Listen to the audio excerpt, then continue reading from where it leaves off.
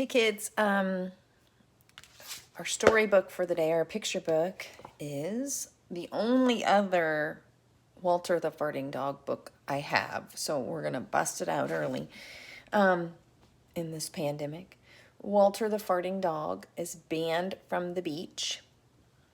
I will turn the camera so you can see it. Make sure you're watching for that sneaky spider in the illustrations, and I hope you enjoy. Walter the Farting Dog, Banned from the Beach, by William Kotzwinkle, Glenn Murray, and Elizabeth Gundy, illustrated by Audrey Colman.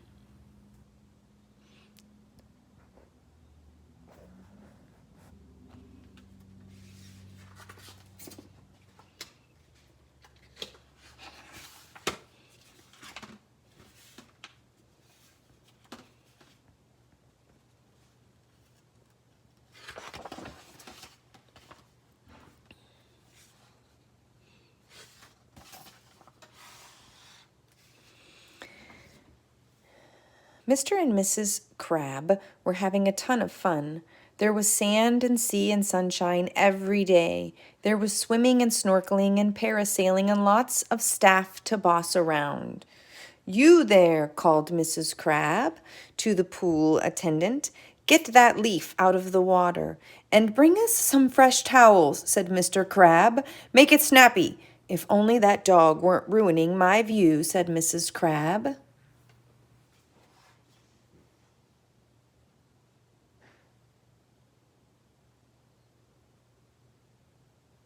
So this is Mrs. and Mr. Crab.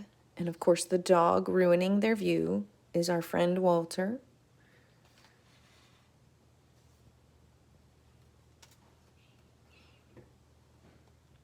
And right there is that sneaky spider.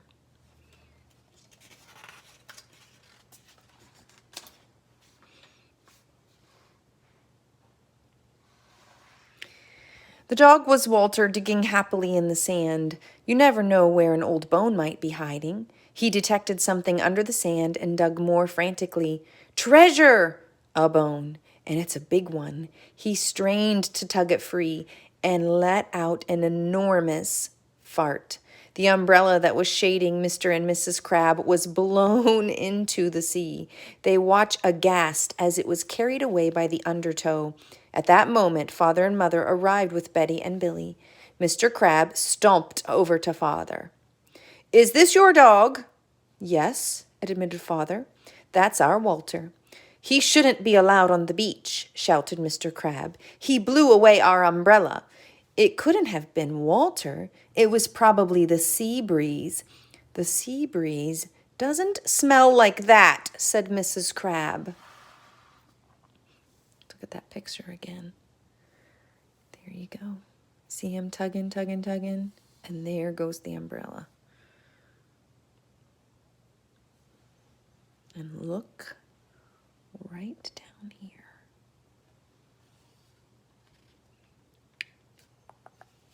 Little spider. That evening, Mother said, "Wouldn't it be wonderful if we had our own little vacation home right on the beach?" "We can't afford it," said Father, who'd just bought himself a new set of golf clubs. "Walter eats us out of house and home." Walter farted guiltily. There was a knock at the door. It was the manager of the resort. "We've been getting complaints about that dog of yours. We can't allow him on the beach." "I didn't see any rule against dogs in your brochure," said Father. "It's a new rule, and it starts today." The manager stomped off. "Sorry, Walter," said Father. "You're banned from the beach." Walter farted sadly. "Never mind, Walter," said Billy. "Let's go for a walk in the village. Just stay away from the beach," warned Mother.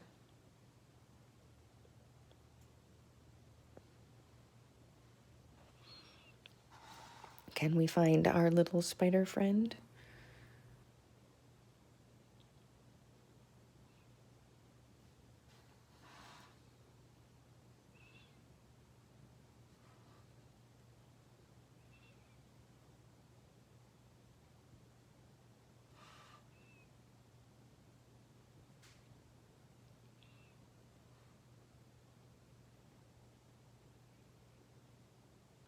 I'm not so sure I see him. Maybe you saw him. In the quaint little village, lights twinkled in the trees. Everyone was enjoying the gentle breeze and sweet smells of the tropical night. Walter was enjoying himself too. Travel broadens a dog's mind, he thought, farting philosophically. The Crabs were sitting nearby at a sidewalk cafe complaining about their key lime pie. Mrs. Krabs counted the problems on her fingers. It's not big enough. It's not green enough. It's not sweet enough. Or maybe it's too sweet, said Mr. Crab, smacking his lips. A pelican flapped its wings at Walter, and Walter farted in alarm. The power of Walter's fart blew the meringue off Mr. Crab's pie, and it landed in his face and made an awful mess. The Crabs glared at Walter. That dog is ruining our vacation.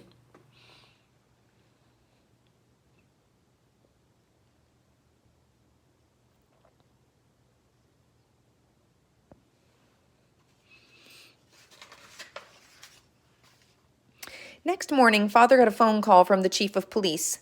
I've had serious complaints about your dog, said the chief. I'm afraid we can't allow him on our streets. Father hung up. Sorry, Walter. You're banned from the village. But where can Walter go now? Asked Billy. He's grounded, said Father. He stays inside. That's not a very nice vacation for Walter, said Betty. Walter farted. Need I say more? Asked Father. When everyone went out to have fun, Walter stayed inside with his nose pressed against the window. Poor Walter.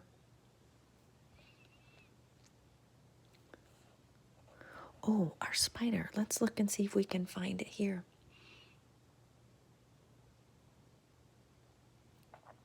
Is he with Walter on the inside?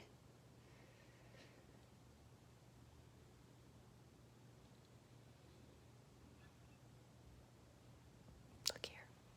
I see it.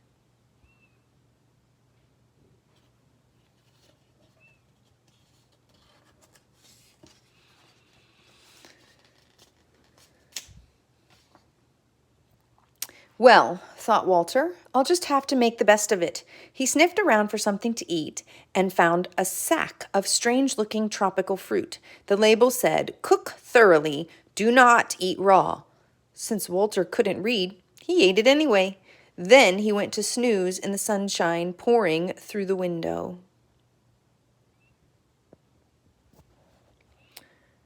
This fruit that he's eating.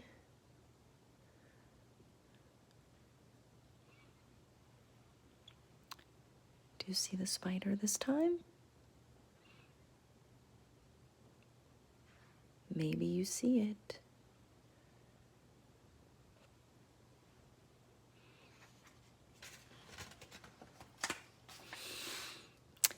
Betty and Billy were building a sandcastle on the beach. Look, said Betty, pointing out to sea. How did that island get there? It wasn't there before. It must have been underwater, said Billy. Now that the tide is out, we can get there. Let's go. They waded out through the shallow water to explore the mysterious island.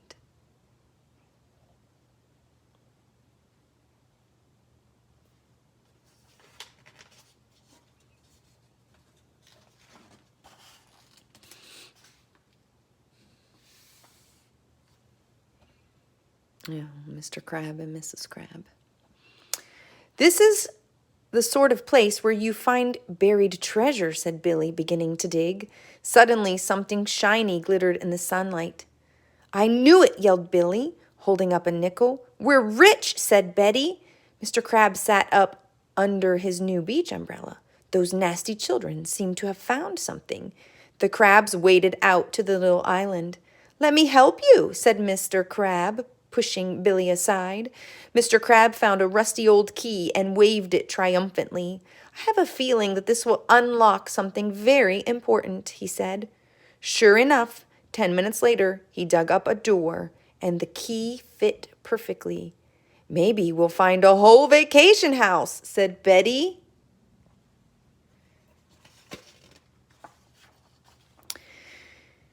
Though they dug for hours, they didn't find anything else, and they didn't notice that their island was shrinking. The tide was raising fast, and the waves began to lap at their feet. Betty looked up and gasped. How did the beach get so far away? It's the tide, cried Billy. We're marooned! Out of my way, shouted Mr. Crab and leaped into the water. Mrs. Crab dove in after him, followed by Betty and Billy. They swam as hard as they could, but the undertow was too strong. The current swirled them around and dumped them back on their shrinking little island. Our only hope is to build a raft, said Mr. Crab.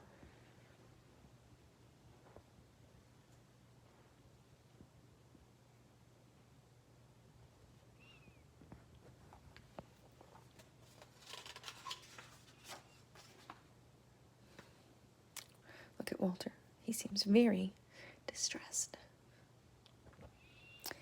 Walter woke up from his nap with a bad feeling. Betty and Billy must be in trouble. Walter's stomach was rumbling like a volcano from the tropical fruit that should have been thoroughly cooked. But he ignored it and raced to the screen door. Locked. He stepped back and charged, bursting through the screen and leaving a Walter-shaped hole in the door. Oh my goodness, look. Look at the Walter-shaped hole.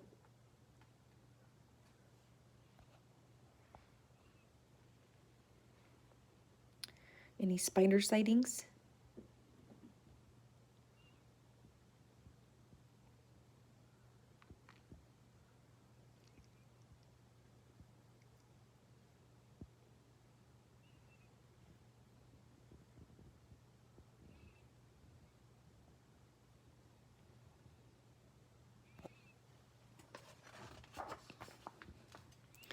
Walter ran to the beach and saw 4 figures in the distance with the water rising around them. Mr. and Mrs. Crab were launching their raft. Billy was trying to help Betty. All Walter could see of Betty was her little head above the surface and her arms waving frantically. Walter plunged into the surf, shooting pains, twisting him around, and flung him back onto the beach. It was a cramp from swimming too soon after eating. No, it was the tropical fruit that should have been thoroughly cooked. Walter, save us, cried Billy. Oh no, Walter's got stomach cramps from eating the fruit.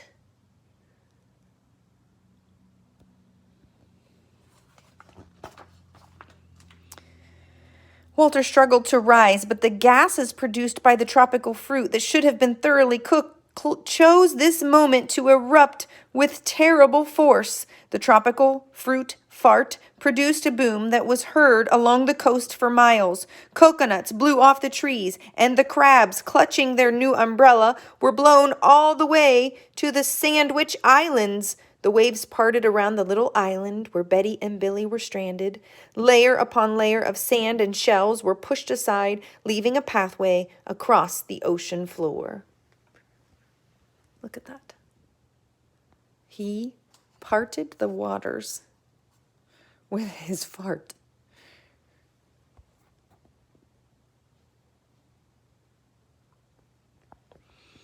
There they go. See you later, Mr. and Mrs. Krabs. Betty and Billy ran toward the shore. Halfway there, Billy tripped on something, jutting from the ocean floor. Walter raced out to help him. It's a treasure chest, cried Billy. Bones, thought Walter, and grabbed a handle in his teeth. He dragged the chest to the beach. Betty and Billy pried it open. Walter was disappointed to see that it only contained jewels and gold.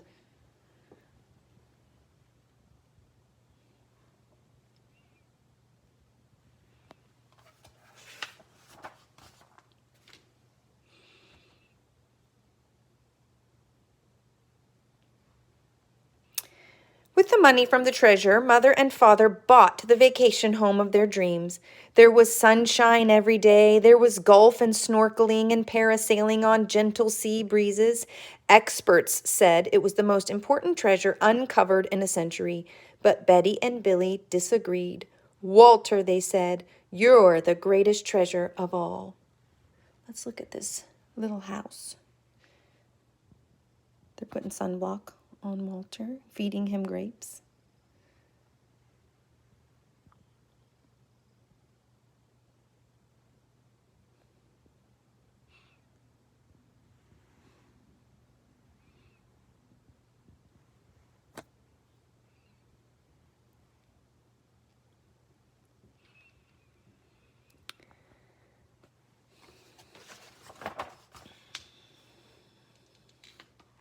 And there's the crabs. Snack shack. Look.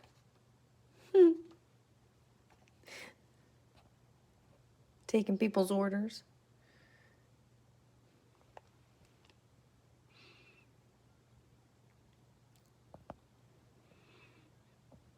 If you're interested in any of the authors, their biography, or where you can find more of their information, there are some web pages here.